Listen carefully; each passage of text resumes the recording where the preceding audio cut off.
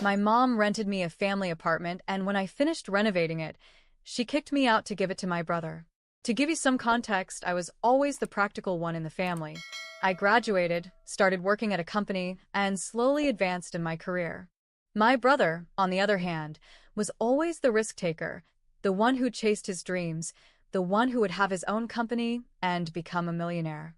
That's my brother. All my effort and dedication paid off when I landed a great job. I had an amazing position in a multinational company, exactly what I wanted, and I got it. The only problem? My job was 2 hours away from where I lived. 2 hours to go, 2 hours to return, way too much.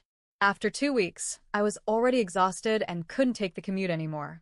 That's when I decided I really needed to find an apartment closer to work because I couldn't keep going like this. That weekend, I went to my parents' house, as I always did for our family dinners. I told them about my situation, and they looked at each other before saying, "We might have a solution for you." My mom asked, "Do you remember that old apartment that belonged to your grandma, the one I inherited?" Then she continued, "The tenants moved out, so it's empty now, and it's only 5 minutes from your job. If you want it, it's yours." Of course, I remembered that apartment. I spent my childhood going there every weekend to visit my grandmother. I asked how much the rent would be, and my mom gave me a price that I could easily afford. I got super excited and immediately said yes, without even thinking twice. The moment the apartment situation was settled, my parents started talking about my brother again, their favorite topic. And that was it. I had my new place and a new job. Meanwhile, my brother had landed 3 new clients, his business was growing, and things were going great for him. And as always, my life was the same. I was the boring one working in an office while he was the golden child chasing his dreams. The next day, I went to check out the apartment. Let's just say the previous tenants hadn't taken great care of it. It was a mess. The only piece of furniture, there was an old gray couch in the middle of the living room. I called my mom and asked, "Mom, do you mind if I do some renovations?" She replied, "Don't go overboard, don't use any crazy colors, but do whatever you want. Remodel it however you like." That same night, I started looking for inspiration on Pinterest and YouTube. For the next 6 months, I dedicated myself entirely to renovating the apartment. After work, I'd go straight there, painting, measuring, checking prices. I visited every furniture store, tested every mattress and couch, watched countless YouTube tutorials, mounted the TV, sanded, painted, fixed the flooring. I did everything myself. Weekends? Dedicated to the apartment. Every evening? Dedicated to the apartment. And in the end, it was exactly how I wanted it. I walked around the apartment, looking at everything with pride. I couldn't believe I had done it all on my own. It was truly beautiful. I couldn't wait for my mom to see it. I invited her over. When she arrived, she looked around very seriously, as she always did, inspecting every detail. Finally, she looked at me and said, "It's incredible." I couldn't believe it. My mom rarely gives me compliments. And then she hugged me. A real hug, not just a quick pat on the back. A genuine hug. In that moment, I thought, I did it. 2 weeks later, we had another family dinner. I was excited to share some great news.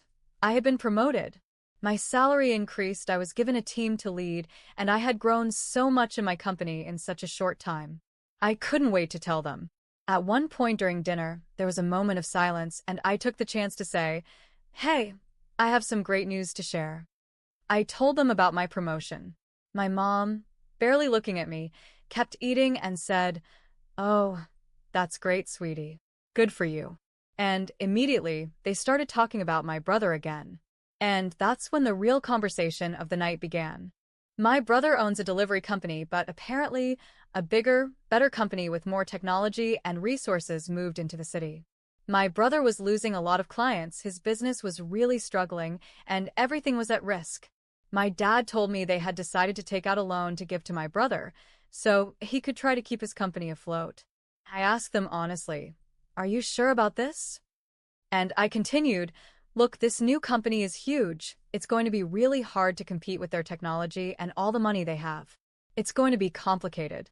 They both looked at me and said, "You don't know anything about business. You've always played it safe. You work in an office, so you don't understand anything about taking risks." Basically, they told me not to give my opinion. And then my mom added, "Family always helps family." At that point, I didn't say anything else. Okay, fine. The next few months were a complete disaster. The business crashed. One day, my mom called me and told me that my brother's company had unfortunately gone bankrupt. My brother and his wife, Sarah, moved in with my parents. Just imagine the situation. My mom called me and said, "Oh, Sarah is really struggling with this because you know how she is always so concerned about appearances and now she has to move back in with her in-laws." Yeah, guys, my sister-in-law is the worst. She was always bragging about being a CEO's wife. That weekend, as usual, I went to my parents' house for dinner. Of course, my brother and Sarah were there. As soon as we sat down to eat, my brother started this rehearsed speech about how businesses fail and everything he had been through. Then, at one point during the night, Sarah said, "I don't think I can handle living like this much longer. With all due respect, no offense, but I need my own space." And then my brother turned to my parents and asked, "Hey, what's up with Grandma's apartment?"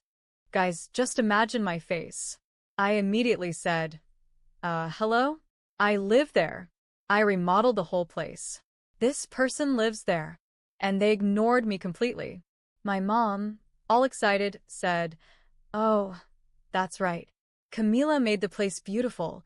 She renovated everything, and it looks amazing." Lucas and Sarah looked at each other. They exchanged this calculating look. I felt something in my gut. You know when you just know something bad is coming? But I told myself, no, this isn't going to happen. They wouldn't dare. This is not happening. Well, I had left off at the family dinner when they hinted that the apartment was available, as if I wasn't living there. As if I hadn't spent 6 whole months renovating everything with my own hands.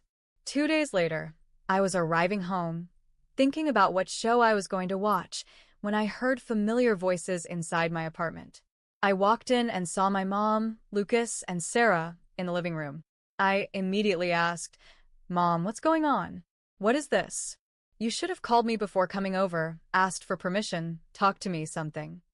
And she, with the audacity, said, "I'm the owner. I can come whenever I want." She didn't even look me in the eye. To give you an idea, Sarah was walking around the apartment, touching the curtains, checking every little detail, observing absolutely everything. She went into my bedroom, the bathroom, the kitchen, literally inspected the entire apartment as if she were considering buying it or something. At the end, she sat down on the couch, smiled with that smug cat-like grin, and said, "This place is perfect. We can move in next week." I was like, "What?" Obviously, I immediately responded, "Excuse me? I live here. I renovated this place. This is my home. What are you even talking about?"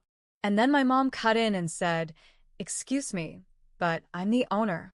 I decide who lives here." I was stunned. Are you serious? What about all the work I did? All the effort?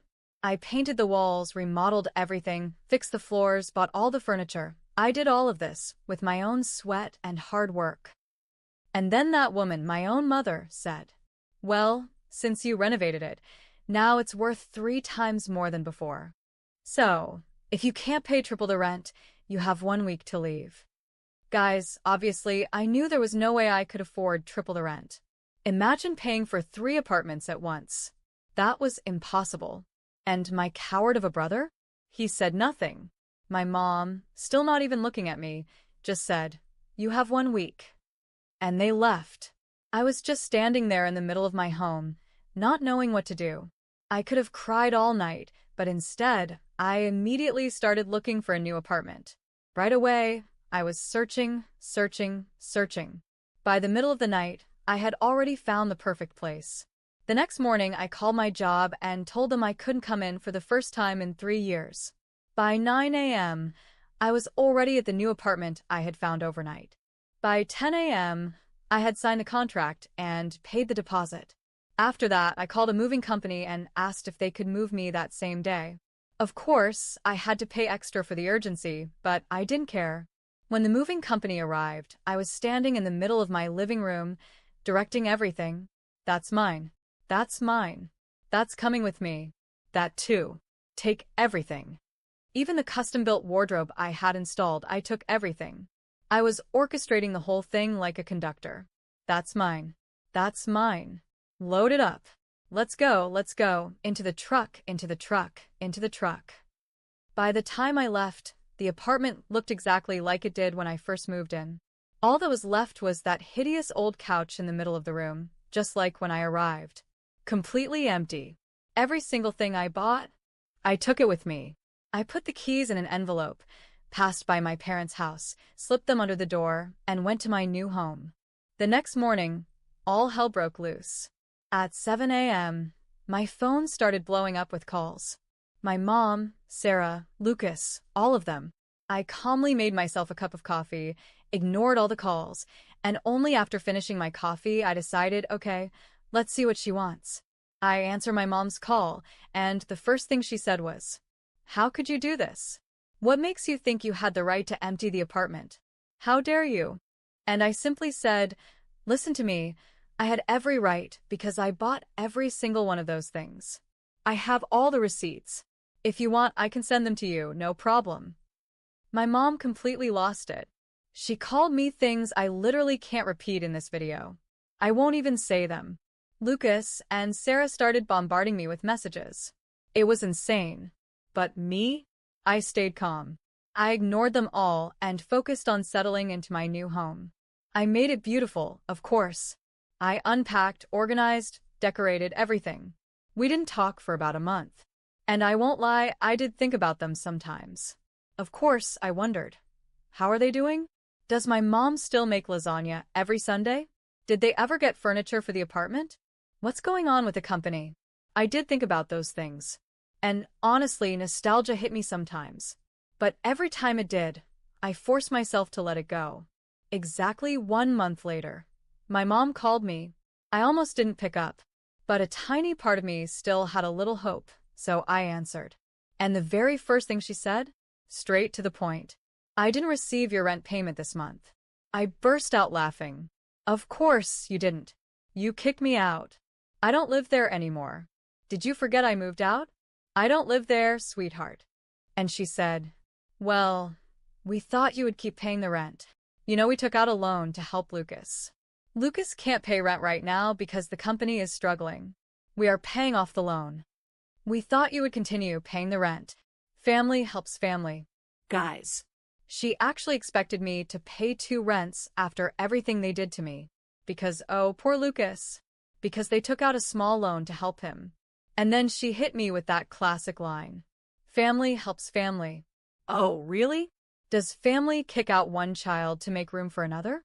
I straight up told her.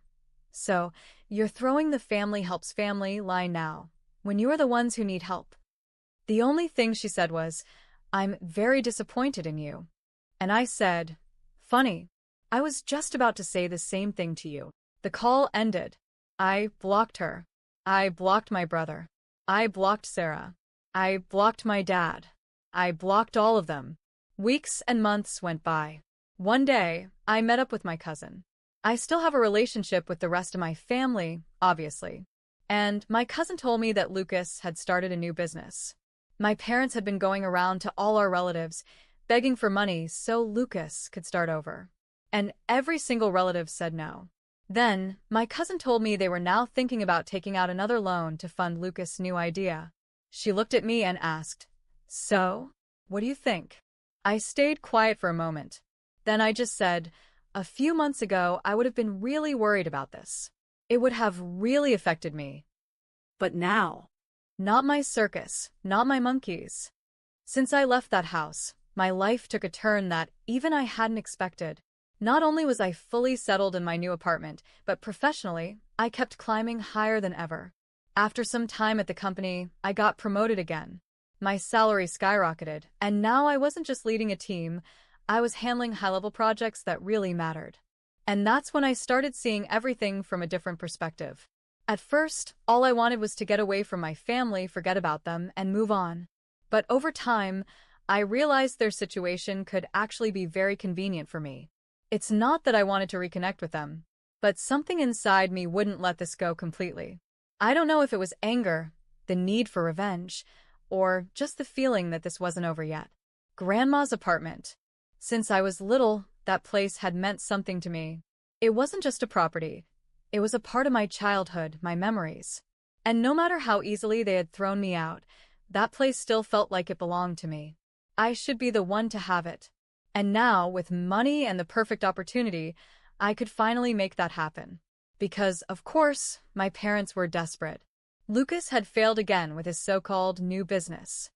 My cousin told me he tried to start some kind of online venture, one of those ridiculous get-rich-quick ideas that were obviously doomed from the start. My parents, broke, went knocking on every relative's door, begging for financial help. But no one wanted to deal with Lucas disasters anymore. And that's when I saw my opportunity. All I had to do was wait for the perfect moment. It didn't take long before my phone rang. It was my mother. Since I had blocked her, we hadn't spoken. But this time, she was calling from an unknown number. I answered without saying my name, waiting for her to speak first. Sweetheart, her voice sounded hesitant. I let out a low chuckle. Sweetheart? That's funny. I thought you had gotten rid of me. She sighed. Look, I know things ended badly, but I wanted to talk to you. I didn't say a word. She kept going. Lucas, he's struggling. His business isn't doing well. Your father and I were in a complicated situation. Of course, they were. Uh-huh, I murmured, pretending to care. Yes, her voice was strained, as if it pained her to say the words. We need a loan. Something to help us stay afloat while we figure things out. The cherry on top. Interesting, I said slowly, savoring the moment. And tell me, how many other relatives did you ask before coming to me? Silence. Oh, come on, Mom, I said. You really think I don't know you're only calling me because no one else wants to finance Lucas' mess? She hesitated. That's not it. It's just that. It's exactly that, I interrupted. But guess what? Today is your lucky day. Because I have an offer. Total silence on her end. I'll lend you the money, I said, drawing out the words. But on one condition. The tension was thick. Grandma's apartment. I continued. I wanted in my name. Officially. Papers signed. Fully transferred to me. But my mother started, but I cut her off immediately. No buts, I snapped. Take it or leave it. Another long pause. If you're so sure Lucas will turn things around, then you have nothing to worry about, right? I said with a smirk in my voice. If he succeeds, you pay me back and I return the property. Simple. But if he fails again, well, then I keep what should have been mine all along. I waited. I could hear her breathing, heavy and uneven. I knew she was choking on her own pride, struggling with the humiliation of having to agree to my terms. I'll talk to your father, she finally said. Perfect, I replied. But decide quickly. This is a one-time offer. And I hung up. Now all I had to do was wait. Knowing my parents, they would go back and forth, debating it. But in the end, they would do what they always did. Choose Lucas. And Lucas would never be able to pay off that debt. Grandma's apartment would be mine. And this was only the beginning. Negotiating with my own family was a twisted psychological game, but in the end, as expected, they gave in. A few days after that call, my father invited me to a formal meeting at their house, as if this were a legitimate business transaction and not an act of sheer desperation. When I arrived, I saw my mother holding the apartment transfer papers. Her expression was bitter, like she was forcefully swallowing her pride. My father, sitting next to her, looked like a defeated man. And Lucas didn't even have the decency to look me in the eye. It's all ready, my father said, pushing the papers toward me. I took them calmly, reading every line, every clause. The lawyer I hired had already checked everything and assured me there were no hidden tricks. When I saw the signatures at the bottom, a wave of satisfaction rushed through me. What's so funny? My mother spat, clearly irritated by my smirk. Oh, nothing, I replied, signing the documents at my own pace and placing them in my folder. Just making sure you're not trying to scam me again. She looked away. The silence in the room was suffocating. Well, I said, snapping the folder shut and standing up. Now that everything's settled, you can come pick up the money tomorrow. I'll transfer it as agreed. My father let out a sigh of relief. My mother still looked like she was choking on humiliation. I knew you wouldn't leave us hanging, my father said, trying to smooth things over. Of course not, I said, forcing a smile. After all, family helps family, isn't that what you always say? Lucas finally looked up and shot daggers at me, but I held my ground. After officially owning the house, I decided to renovate it completely. Now that it was mine, I wanted it to reflect my style, not my mother's outdated, tacky decorations. I hired a team and immediately started renovations. I painted the walls, replaced the floors, modernized the kitchen, redid the bathrooms. The apartment turned out flawless. Spending time there, overseeing the transformation, awakened something inside me. I had always loved that place. The only problem? Lucas and Sarah were still living there, and now they were paying rent to me. Of course, I wasn't about to let that opportunity go to waste. From the moment they signed the lease, I made sure to collect their rent promptly each month. At first, they paid without complaint. After all, they had no other choice. But as time passed and the deadline for repaying me drew closer, I started noticing signs of tension. My mother would call me more frequently, asking if I could give them a discount or be more flexible with the payments. "You know your brother is trying to get back on his feet," she'd say in that fake motherly tone. "I do," I'd respond coldly. "And I also know he has a roof over his head because I allow it." After that, she always went silent, until the day I had been waiting for finally arrived.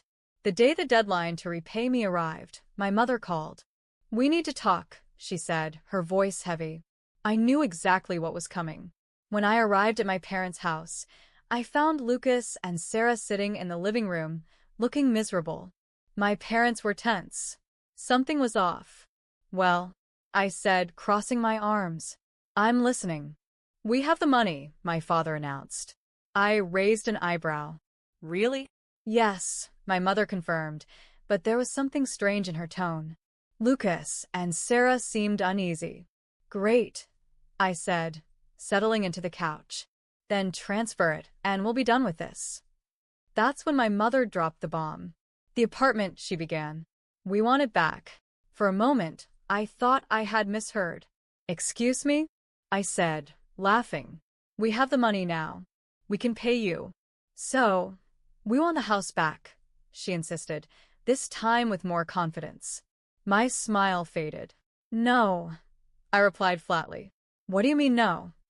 Lucas snapped. Exactly what I said. I leaned forward, locking eyes with him. "This house is mine now. You made a deal, and as you yourself said before, business is business."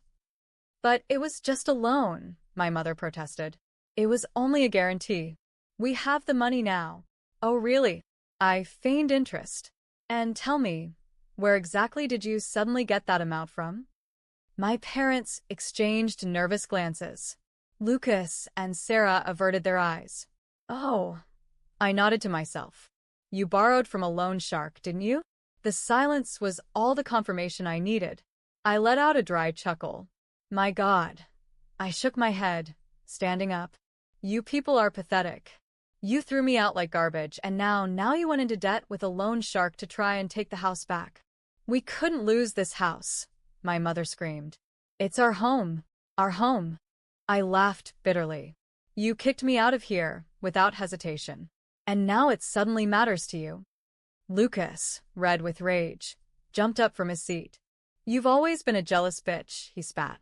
"You've always wanted to take everything from me, even when we were kids. But this time you went too far." I stepped closer to him, completely unfazed. "The only thing I did," I said coldly, "was teach you a lesson. I'm not responsible for the fact that you're incapable of managing anything and constantly need mommy and daddy to clean up your mess."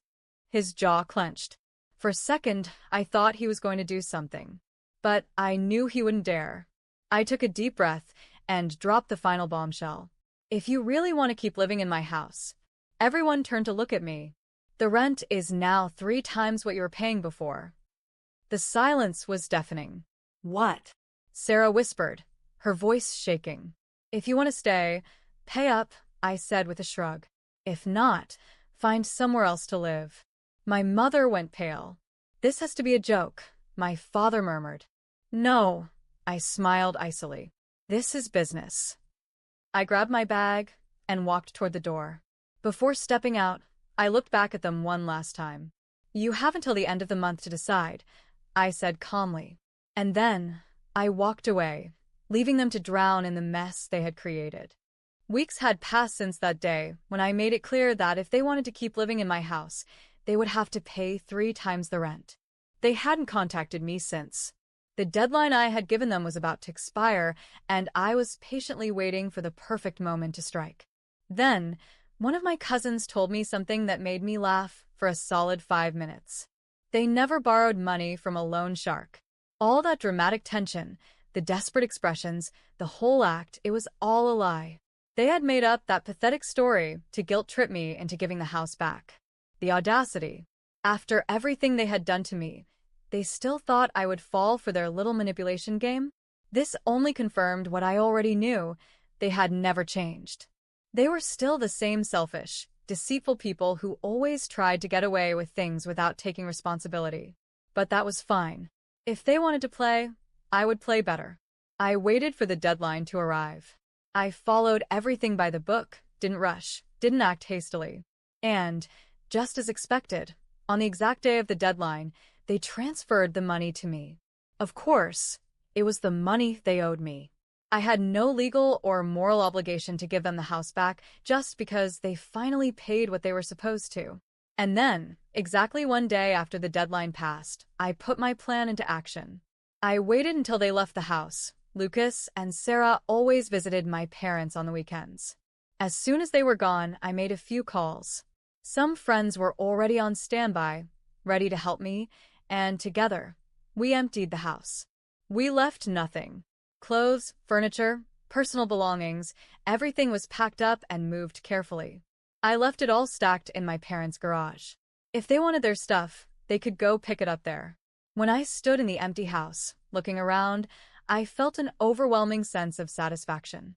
It was mine. For the first time, truly mine. Revenge had never felt more like justice. Lucas and Sarah found out hours later. The chaos that followed was immediate. My phone exploded with calls. My mother, my father, Lucas, even Sarah, everyone was calling me like some terrible tragedy had struck. I didn't answer. I already knew what they were going to say, and I didn't care. Then, soon enough, they showed up at my door, furious. Lucas was screaming like a madman. Sarah was sobbing like she had lost everything in life, and my parents looked at me like I was some kind of monster. How could you do this? Lucas roared. This is our house, my mother whined. You crossed the line, my father attempted to say with authority. I calmly opened the door, met their eyes, and with a most serene voice, I said, "The house is mine." For a second, they were completely speechless. You're a monster, Lucas shouted, his face turning red with rage. I raised my hand. Try anything, and I'll call the police. You really think I'm playing? Lucas clenched his fists but didn't dare move. You stole from us. Sarah shrieked hysterically. No, I corrected her. I bought it.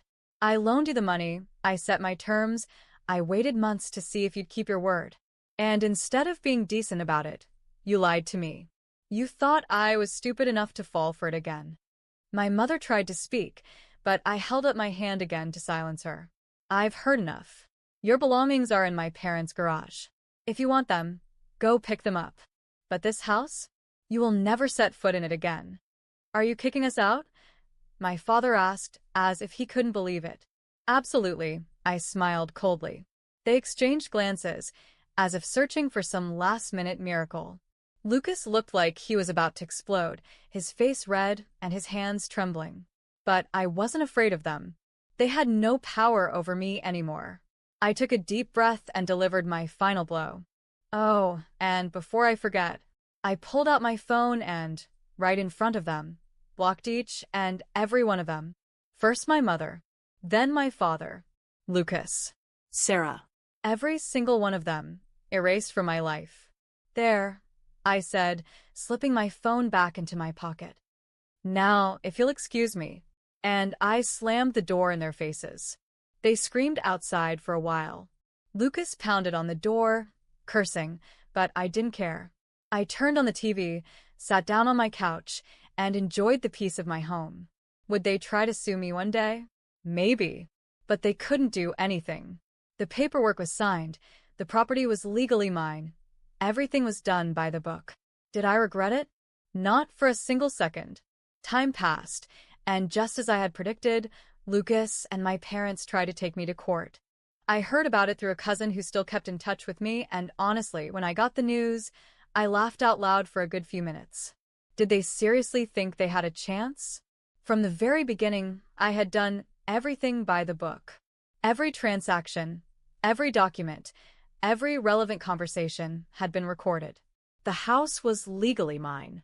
There was no clause, no proof, no contract stating that once they paid off the loan, I would be required to return the house to them. They had nothing. But of course, that didn't stop them from trying.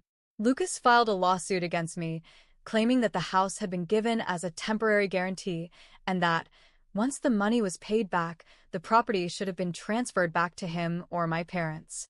They accused me of bad faith, of theft, of betraying their trust. Basically, they threw every possible argument at the court, hoping something would stick. On the day of the hearing, I sat calmly in the courtroom while Lucas, my mother, and my father arrived with sour expressions. Sarah wasn't there. Maybe even she didn't believe in this pathetic attempt. The first thing my lawyer did was present the official property documents. Your Honor, this is the signed and registered deed proving that my client is the sole legal owner of the property in question. The judge picked up the papers, skimmed through them, read for a few moments, then looked straight at Lucas. Do you have any document proving that there was an agreement stating the property would be returned? Lucas swallowed hard. He glanced at my mother, who quickly looked away. My father let out a deep sigh. No, but it was a verbal agreement. Lucas tried to argue, his voice already sounding desperate. The judge raised an eyebrow. A verbal agreement? Yes. It was an agreement between family. My lawyer smirked, already expecting this ridiculous excuse. With all due respect, Your Honor, we all know that a verbal agreement regarding real estate holds no legal weight. Furthermore, we have messages exchanged between the parties where no mention was ever made of the house being returned. My client requested the property as collateral, and ownership was legally transferred. The judge flipped through the documents once more. After a few seconds of silence, he looked at Lucas and my parents. So, you signed the papers, transferred ownership to her, never filed any legal request to reverse the transaction, but now you want her to simply give the house back because it was a verbal agreement between family? Lucas opened his mouth but had no response. The judge sighed, already losing patience. Case dismissed. The gavel came down. Just like that. Lucas went pale. My mother covered her face with her hands, and my father didn't even try to argue. They had lost. No appeal. No way out. As I walked out of the courtroom, I felt an indescribable sense of relief. It was official. The house was mine, and no one could take it from me. Lucas walked past me in the hallway, his eyes burning with hatred. My mother couldn't even look at me, and my father just walked off without a word. And that was the last time I ever saw them. After that day, they never contacted me again. No calls. No messages. No attempts to reach out. It was as if I had died to them. And honestly, I had never felt better. At first, I'd catch myself thinking about them occasionally. Not out of sadness, but curiosity. How were they dealing with everything? Had Lucas finally managed to recover from yet another failure? Had my parents finally realized they had spent their whole lives betting on the wrong horse? But soon, I realized that none of it mattered. Because, in the end, I was the only one who actually won. Let's break it down. Lucas, the business genius, the great entrepreneur, the golden child who took risks and chased his dreams, was broke, still relying on mommy and daddy to survive. His revolutionary business ideas? All failures. His brilliant entrepreneurial vision? Completely worthless. And me? The rejected daughter. The boring office worker. The one who was never acknowledged, never encouraged, never valued. I now had a house under my name that generated extra income. I had financial stability, a good job, and I never had to beg anyone for anything again. At the end of the day, who was the real entrepreneur? The answer was obvious. My success didn't come from delusions. It didn't come from big dreams. It came from my intelligence, my hard work, and my ability to recognize real opportunities. Lucas? He only knew how to waste money and blame others. And my parents? Well, now they had to face reality. They had spent their whole lives worshiping a spoiled, incompetent, and failed son while treating their daughter like she was insignificant. Yet, in the end, I was the only one who actually built something for myself. And you know the funniest part? If they had treated me with even a shred of respect, if they hadn't kicked me out of that house years ago, maybe I would have actually helped Lucas for real. But they made their choice. And now they had to live with it. So I moved on with my life. With no regrets. Without ever looking back.